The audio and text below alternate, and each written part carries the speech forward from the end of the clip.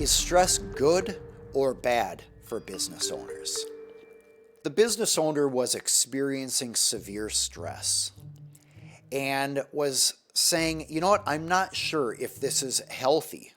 On one hand, stress motivates. Stress causes our body to take action, and I get a lot more done. On the other hand, we know that stress can be toxic. Stress can disable us. Stress can cause us to perform worse than normal. So, what is the answer to whether stress is good or bad for business owners? Well, I was at the health club this morning, working out and lifting some weights, pondering this question. And I thought to myself about how if you don't have any weight that you're lifting, you have no resistance, in other words, you're not going to be building significant muscle. But on the other hand, if you have too much weight, it can crush you, or you may not be able to lift it, or it can cause some sort of injury. And I think that is that's a great analogy for the amount of stress in business. Ideally, we want some stress, some resistance, some challenges. That's what makes life interesting. And that means we are not just sitting in our comfort zone, but we're going outside our comfort zone, taking on new challenges, growing our muscle as business owners. And I think that's really important. But on the other hand, if the stress is too much, for example, if you're getting hit by a lawsuit and financial problems and marital problems, etc., that can be devastating. It can be very difficult to know how to navigate too much stress. So just like a person who spends their life relaxed on a couch is going to find their body becomes weak, their muscles are not being built. Likewise, a business owner who's not putting herself out to accept new challenges or putting himself out to take on new opportunities and stretch themselves outside their comfort zone.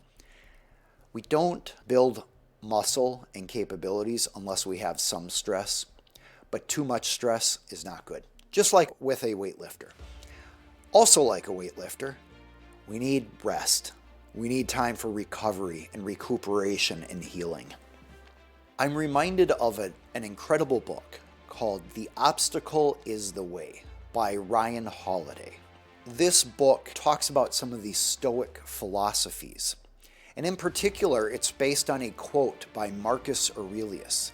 If you ever saw the movie Gladiator, which came out probably a decade ago, it featured a character based on Marcus Aurelius, named Marcus Aurelius. The movie Gladiator did not get into Marcus Aurelius's philosophy as a Stoic, but the book, The Obstacle is the Way by Ryan Holiday does.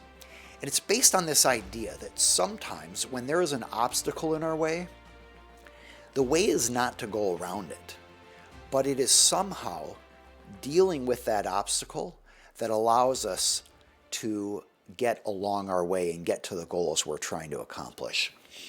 I remember one time when I was facing a very significant financial obligation. And I ran the numbers and I realized there was no way for my business to survive if we kept doing things the way we were. We had a run time of 2.5 months left.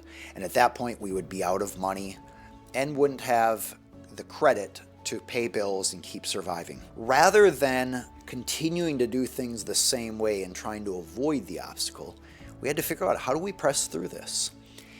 And it was a few days of brainstorming and trying to think outside the box, thinking with creativity, how can we get through this particular dilemma?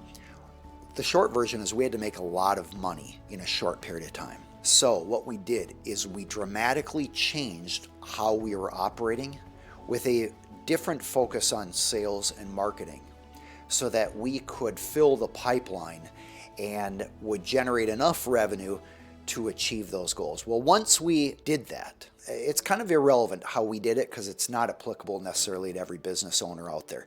But it was that obstacle that drove us to change our business model. And as a result, the business started generating substantially more revenue, not just for that couple months, but every month in advance. And from that moment forward, we essentially had an epiphany that brought substantial success and profits to the business.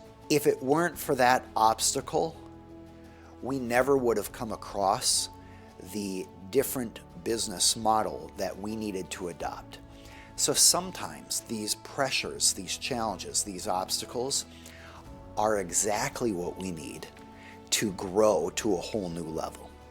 So, is stress good or bad for business owners? In short, a little bit of stress is good, a little bit of resistance is good, but we don't want it so much that it kills us. Like the old saying goes, if it doesn't kill you, it makes you stronger. And I think there is some truth to that. You can go visit aaronhall.com/free, enter your email address, and you'll get access to exclusive educational videos. If you have follow-up questions, feel free to add them into the comments section below or send them by email. We'll do our best to answer those.